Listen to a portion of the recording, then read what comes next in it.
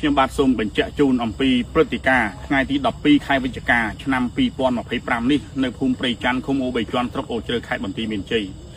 ព្រឹត្តិការណ៍នេះគឺយោធាសៀមជាអ្នកបង្កើតឡើងទាំងអស់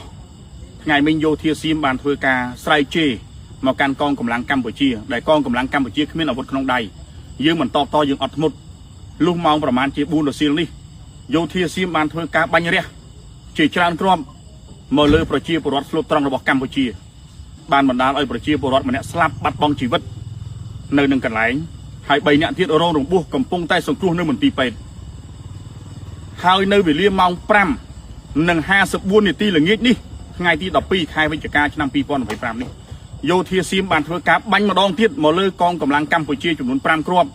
សម្ដៅមកកងកម្លាំងកម្ពុជាប៉ុន្តែមិនបណ្ដាលឲ្យកងកម្លាំងរបស់យើងរងរបួសនោះទេទាំងអស់នេះគឺយោធាសៀមខ្លួនឯងជាអ្នកបង្កើតទាំងអស់យោធាកម្ពុជាកងកម្លាំងកម្ពុជាទាំងអស់មិនមានអាវុធនៅក្នុងដៃដើម្បីគោរពបទជប់បាញ់គោរពគោលការណ៍ប៉ុន្តែយោធាសៀម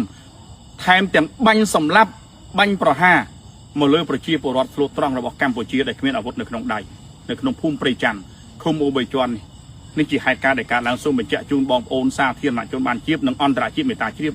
កម្ពុជាមិនមានការតបតអីទាំងអស់គឺអត់ធ្មត់ណាប៉ុន្តែយោធាសៀមជាអ្នកបង្កើតឡើងទាំងអស់នៅព្រឹត្តិការណ៍ថ្ងៃទី12ខែវិច្ឆិកាឆ្នាំ2025នេះ